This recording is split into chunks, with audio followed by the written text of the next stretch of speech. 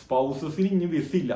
അപ്പൊ ഈ വന്നേക്കണ പുതിയ നിയമത്തിൽ സത്യം പറഞ്ഞാൽ ഞങ്ങൾക്കും പണി കിട്ടിയിരിക്കുകയാണ്. അത്രയും കാണുമ്പോൾ എനിക്ക് മനസ്സിലാവട്ടെ ഫസ്റ്റ് തന്നെ നമ്മൾ കഷ്ടപ്പെട്ടൊരു വീഡിയോ എഡിറ്റ് ചെയ്തിട്ടിട്ട് വ്യൂസ് ഇല്ലല്ലോ എന്ന് വിചാരിച്ചിട്ട്.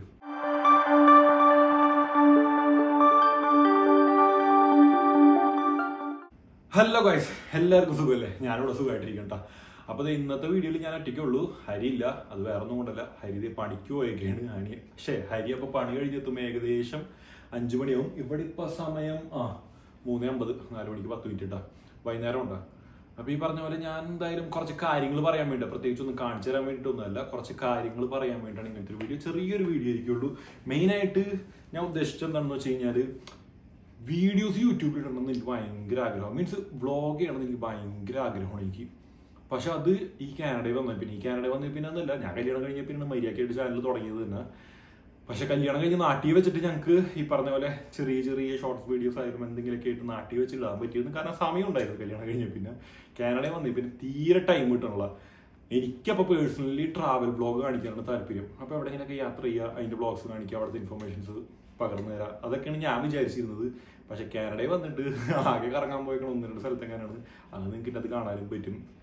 വേറെ ഒന്നും കേട്ടോ, അത്രയ്ക്കും ടൈറ്റ് ആയിട്ടുള്ള ലൈഫാണ് ഇവിടെ. അപ്പൊ എന്താണ് കാനഡിയൻ ജീവിതം, എന്തുകൊണ്ടാണ് ഇത്ര ടൈറ്റ് എന്ന് പറയുന്നത്, എന്താണ് ഇത്രയും തിരക്ക് നിങ്ങൾക്ക് ഇവിടെ?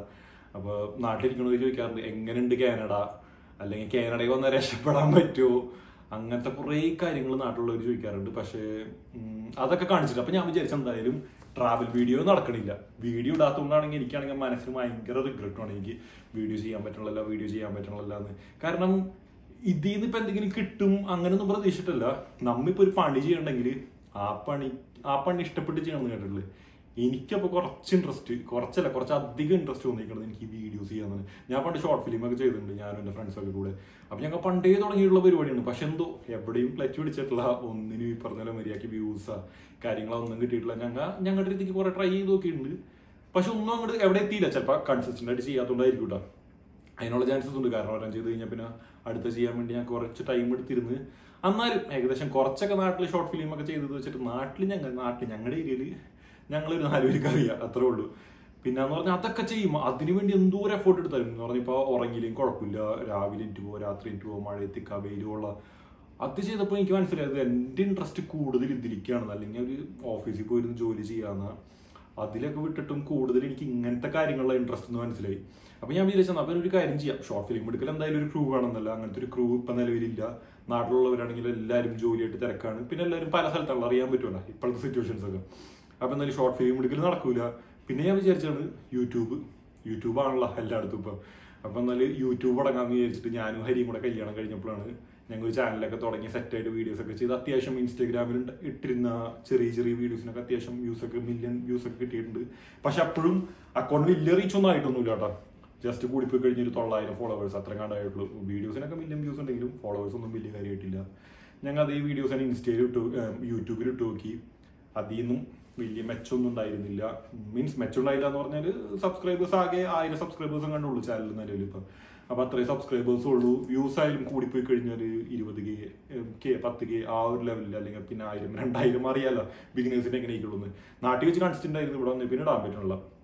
അപ്പം എന്തായാലും ഞാൻ എപ്പോൾ വീഡിയോ ചെയ്യുമ്പോഴും പറയാറുണ്ട് എന്നെ കൊണ്ട് വീഡിയോ ഇടാൻ പറ്റണില്ല, ഞാൻ പക്ഷേ എനിക്ക് എന്തായാലും റെഗുലറായിട്ട് ഇടാൻ നോക്കാമെന്ന്.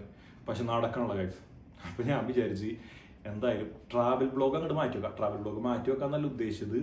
അതിന് പകരം കനേഡിയൻ ജീവിതം എന്താണെന്ന് നിങ്ങൾക്ക് കാണിച്ചു തരാമെന്ന് വിചാരിച്ച്. എന്താണ് ഇത്രയും തിരക്ക്, എങ്ങനെയാണ് കാനഡയിലെ ജീവിതവും കാര്യങ്ങളും, ഇവിടുത്തെ എക്സ്പെൻസസ്, ഇവിടുത്തെ ഓരോ ചെറിയ കാര്യങ്ങൾ. എന്തായാലും ഒരു എന്തിട്ടാ നമ്മൾ പറഞ്ഞാൽ ലൈഫ് സ്റ്റൈൽ ബ്ലോഗർ എന്ന് പറയാൻ വലിയ ലൈഫ് സ്റ്റൈലൊന്നും ഇല്ല കേട്ടോ. Daily vlogging, maximum daily vlog ചെയ്തില്ലെങ്കിലും ഈ പറഞ്ഞ പോലെ ഒരു ദിവസം അല്ലെങ്കിൽ ഒരാഴ്ചയിൽ ഒരു 4-5 ദിവസം വ്ളോഗ് എടുത്തിട്ട് ഇടാൻ പറ്റണമെങ്കിൽ ഇടാം ഞാൻ എന്തായാലും. അപ്പൊ ഇവിടുത്തെ ഒരു ലൈഫ്, ഞങ്ങളുടെ ഒരു ലൈഫ് എങ്ങനെയുണ്ട്, പിന്നെ ഞങ്ങളുടെ ഓരോ കാഴ്ചപ്പാട്, ഞങ്ങൾ എങ്ങനെയാണ് പുതിയ കാര്യങ്ങൾ അറിയണതെന്നും ഇനിയിപ്പോൾ കാനഡയിൽ എന്തൊക്കെ നടക്കാൻ പോകണമെന്നും ഇതിനെക്കുറിച്ചിട്ടൊക്കെ വീഡിയോ ആയിട്ട് എന്തായാലും ചെയ്തിട്ട് നിങ്ങളെ കാണിച്ചു തരാമെന്ന് വിചാരിച്ചു. അതാവുമ്പോൾ എന്താണെന്ന് വെച്ചാൽ വീഡിയോ എടുക്കുക, ഡെയിലി നടക്കണം. എനിക്ക് ആ ഒരു റിഗ്രറ്റും ഉണ്ടാവില്ല.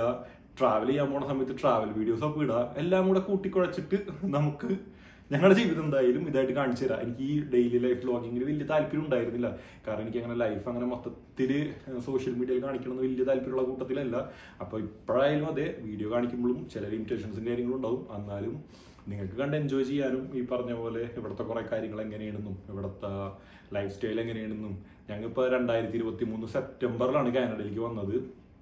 അപ്പോൾ വന്നിട്ട് ഇപ്പോൾ ഏകദേശം ഒരു വർഷം 5 മാസമായി. അപ്പോൾ ഇത്രയും നാളായി ഞങ്ങൾക്ക് ഒരു എക്സ്പീരിയൻസും പിന്നെ ഈ പറഞ്ഞ പോലെ ഞങ്ങൾ ചെയ്യണ ജോലി എന്താണെന്നും അങ്ങനെയുള്ള കുറച്ച് കാര്യങ്ങളൊക്കെ കാണിച്ചിട്ട് ഓരോ ദിവസം പറ്റണ പോലെ. പിന്നെ ഞാനിവിടെ ഊബർ കാര്യങ്ങളൊക്കെ ചെയ്യുന്നുണ്ട്. ഊബറിന്റെ ഏണിങ്സ് എങ്ങനെയുണ്ട് നാട്ടിൽ നിന്ന് എനിക്കറിഞ്ഞൂടാ. ഇപ്പൊ കുറെ പേർക്ക് കാര്യം അറിയാൻ തോന്നുന്നുണ്ട് കാനഡയിൽ വന്നിട്ട് വലിയ കാര്യമൊന്നും ഇല്ലാന്ന്. കാനഡയിൽ നിന്നല്ല, എനിക്ക് അറിഞ്ഞൂടാ മൊത്തത്തിൽ എന്തായാലും കാനഡയിൽ വന്നിട്ട് വലിയ കാര്യമൊന്നും ഇല്ല എന്നാണ് എൻ്റെ ഒരു അഭിപ്രായത്തിൽ. ഞാൻ ഈ വീഡിയോയിൽ ഞാൻ എന്ത് പറഞ്ഞാലും അത് എൻ്റെ കാഴ്ചപ്പാടി എന്ന് പറയാനായിട്ട് ഞാൻ മീൻസ് എൻ്റെ തോട്ട് ഓഫ് വ്യൂന്ന് എൻ്റെ കാഴ്ചപ്പാടിൽ നിന്ന് ഞാൻ ആരെയും കൊള്ളിക്കാൻ വേണ്ടിയില്ല, എനിക്ക് തോന്നിയിട്ടുള്ള കാര്യങ്ങളാണ് ഞാൻ പറയണത്. അപ്പം അതുകൊണ്ട് കാനഡയിൽ വന്നിട്ട് കാര്യമില്ല എന്നല്ല പറയണത്. കാനഡയിൽ വന്നിട്ട് കാര്യമുള്ളവരുണ്ട്. ഈ പറഞ്ഞ പോലെ നല്ല ജോലി കാര്യങ്ങളൊക്കെ ആയിട്ട് വരുന്നവരാണെങ്കിൽ നല്ല രീതിക്ക് പിടിച്ച് അത്യാവശ്യം നല്ല ഫ്രീഡം ഉള്ളൊരു ലൈഫ് സ്റ്റൈലാണ് ഇവിടെ കിട്ടാൻ പോണത്. എല്ലാം ഈസിയാണ്. പിന്നെ മറ്റുള്ളവർ അങ്ങനത്തെ സംഭവങ്ങളൊന്നുമില്ല. എന്നുള്ള കാര്യം നോക്കിയിട്ട് നമുക്ക് മുന്നോട്ട് നല്ല അടിപൊളിയായിട്ട് പോകാൻ പറ്റും ഇവിടെ.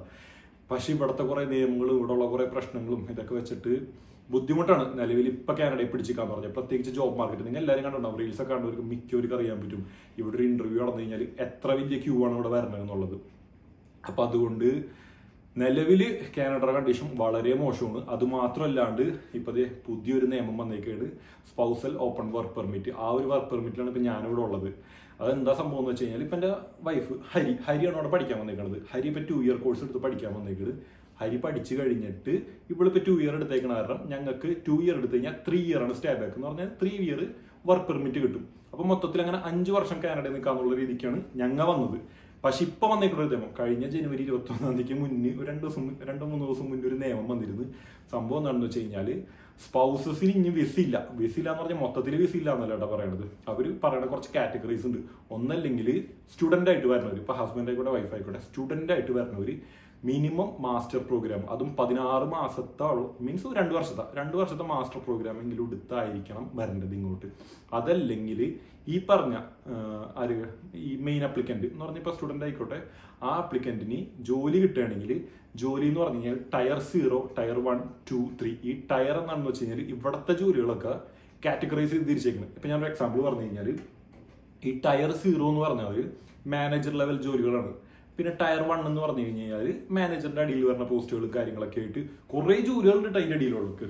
പക്ഷെ എന്ന് പറഞ്ഞാൽ ഇവർ കൂടുതൽ കോൺസെൻട്രേറ്റ് ചെയ്യണത് ഹെൽത്ത്, മിലിറ്ററി, എഡ്യൂക്കേഷൻ, സ്പോർട്സ്, പിന്നെ സ്കിൽസ് എന്ന് പറഞ്ഞാൽ ഈ നമ്മുടെ നാട്ടിലെ പ്ലംബിങ്, വെൽഡിങ്, ഇലക്ട്രീഷ്യൻ, പിന്നെ അങ്ങനത്തെ കയ്യെഴുക്കായിട്ട് മീൻസ് വൈറ്റ് കോളർ ജോബ് അല്ലാണ്ട് വരുന്ന ജോലികളില്ലേ, അങ്ങനത്തെ ജോലികളാണ് ഇവിടെ കൂടുതൽ ആൾക്കാർ ഇവർ ഇൻവൈറ്റ് ചെയ്യണത്. അപ്പം നോർമലായിട്ട് എന്തെങ്കിലുമൊക്കെ ഒരു ജോലി ചെയ്ത് പോകാമെന്ന് വിചാരിക്കുന്നവർക്ക് ബുദ്ധിമുട്ടാണ് സത്യം പറഞ്ഞു കഴിഞ്ഞാൽ കാനഡ. അല്ലെങ്കിൽ ഇതേപോലെ എന്തെങ്കിലും സ്കില്ല് അറിഞ്ഞിരിക്കണമായിരിക്കണം. സത്യം പറഞ്ഞാൽ നാട്ടിൽ നിന്നൊക്കെ ഇലക്ട്രീഷ്യനൊക്കെ പഠിച്ചിട്ട് വരികയാണെങ്കിൽ ഇവിടെ അത്യാവശ്യം എവിടെയെങ്കിലും എന്തെങ്കിലും ചെറുതായിട്ട് തുടങ്ങി കഴിഞ്ഞാലും മെച്ചം വെക്കാൻ പറ്റും. കാരണം മണിക്കൂറിന് കിട്ടുന്ന പേ വെച്ചിട്ട് സ്വന്തമായിട്ട് എന്തെങ്കിലും തുടങ്ങാൻ പറ്റുകയാണെങ്കിൽ അടിപൊളിയായിരിക്കും കേട്ടോ. അക്കാര്യങ്ങളൊക്കെ സൂപ്പറാണ്.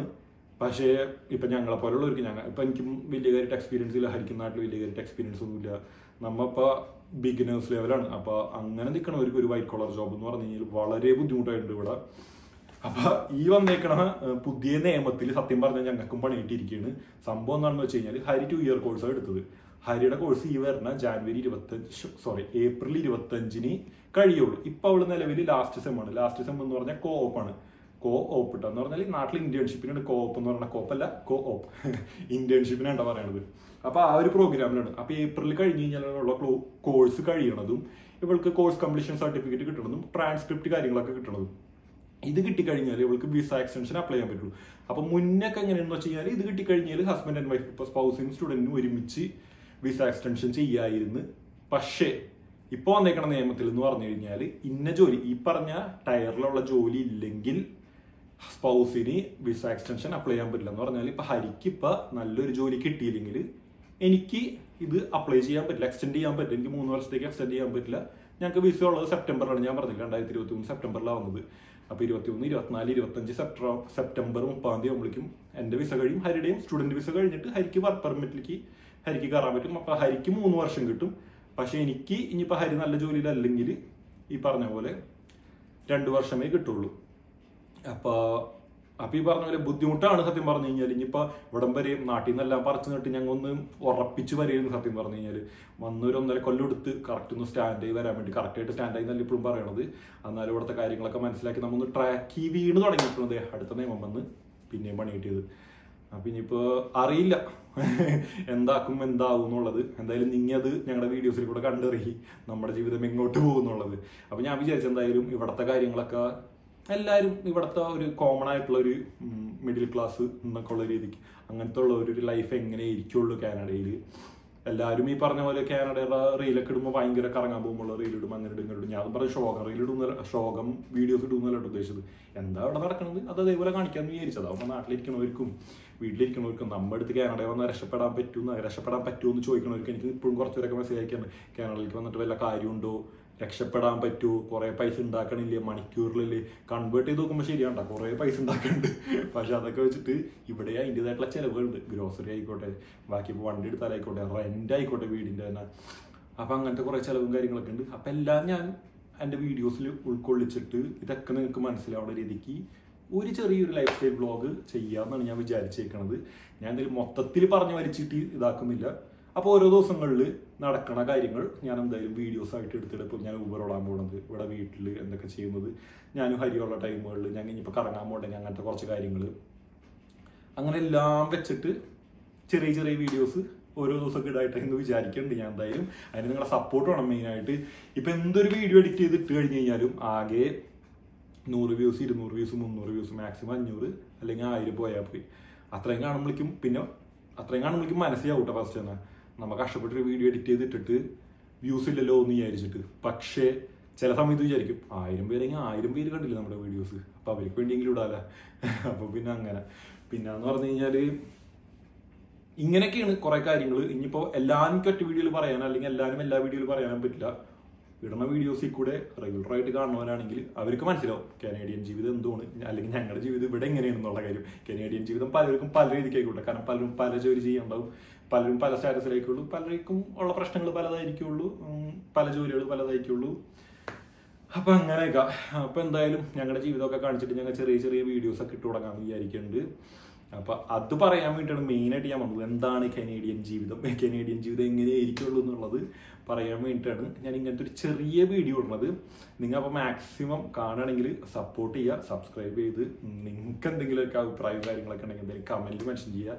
ഇൻസ്റ്റാഗ്രാമിലും പേജ് ഉണ്ട്, ഫേസ്ബുക്കിലും പേജ് ഉണ്ട്. ഇനിയിപ്പോൾ മെസ്സേജ് ചെയ്ത് കോൺടാക്ട് ചെയ്യണമെങ്കിൽ കോൺടാക്ട് ചെയ്യുക. അപ്പോൾ കോൺടാക്ട് ചെയ്തിട്ട് കാനഡയിലേക്ക് വരണ കാര്യം ചോദിച്ചു കഴിഞ്ഞാൽ ഞാൻ നെഗറ്റീവ് പറയുള്ളൂ. കാരണം നമ്മൾ അങ്ങനത്തെ ഒരു നെഗറ്റീവ് സ്റ്റേജിലാണല്ലോ നിൽക്കുന്നത്. നിങ്ങളെയും കൂടെ കുഴിച്ചടിക്കാൻ നോക്കില്ല എന്തായാലും. ഇനിയിപ്പോൾ നിങ്ങൾ നല്ല രീതിക്ക് വല്ലതൊക്കെ ആണെങ്കിൽ ഇനിയിപ്പോൾ PR ഒക്കെ എടുത്തിട്ട് വരണവർ, PR എന്ന് പറഞ്ഞാൽ പെർമനന്റ് റെസിഡൻസ്, PR ഒക്കെ എടുത്ത് വരണവർക്കാണെങ്കിൽ ബെറ്റർ ആണ്ടോ. PR ആണ് ഏറ്റവും വലിയ തലവേദന എടുത്ത് നിലവില. അപ്പോൾ ഈ PR നാട്ടിൽ നിന്ന് ഒപ്പിച്ചിട്ട് നിങ്ങൾ വെയിറ്റ് ചെയ്ത് പതിയെ PR അപ്ലൈ ചെയ്താണ് കാനഡയ്ക്ക് വന്ന് നിങ്ങൾ ഒരു ഇൻഡിപെൻഡന്റ് ലൈഫ് ആഗ്രഹിക്കുന്നുണ്ട്, നിങ്ങൾ നിങ്ങളുടെ ഫാമിലിയായിട്ട് ചെറുതായിട്ട് ഒതുങ്ങിക്കൂടി നല്ല അടിച്ചുള്ള ലൈഫിലേക്ക് പോകണമെങ്കിൽ കാനഡയൊക്കെ ബെസ്റ്റ് തന്നെയാണ് കേട്ടോ. അപ്പം അങ്ങനെയൊക്കെ നോക്കാവുന്നവർക്ക് നോക്കാം, ഒരു കുഴപ്പമില്ല. അപ്പോൾ ഈ പറഞ്ഞ പോലെ എന്തായാലും നമ്മുടെ ലൈഫ് എന്താവും എങ്ങനെയാവും എന്നൊക്കെ ഉള്ളത് പതിയെ വീഡിയോ കൂടെ പറഞ്ഞുതരാം. അപ്പോൾ അതൊന്ന് പറയാൻ വേണ്ടിയിട്ടാണ് ഇങ്ങനത്തെ ഒരു വീഡിയോ ഇടുന്നത്. അപ്പോൾ സപ്പോർട്ട് ചെയ്യാൻ മറക്കണ്ട, സബ്സ്ക്രൈബ് ചെയ്തു. വലിച്ചിട്ട് നിങ്ങളെയും വെറുപ്പിക്കുന്നില്ല. മുഖം എൻ്റെ കണ്ടുകൊണ്ടിരിക്കാൻ അധികം നേരം ആർക്കും ഇഷ്ടമുണ്ടാവില്ല എന്നറിയാം. അപ്പോൾ നമുക്ക് അടുത്ത അടിപൊളി വീഡിയോസ് ആയിട്ട് കാണാം. അപ്പോൾ ഓക്കെ, ടാറ്റാ, ബൈ ബൈ.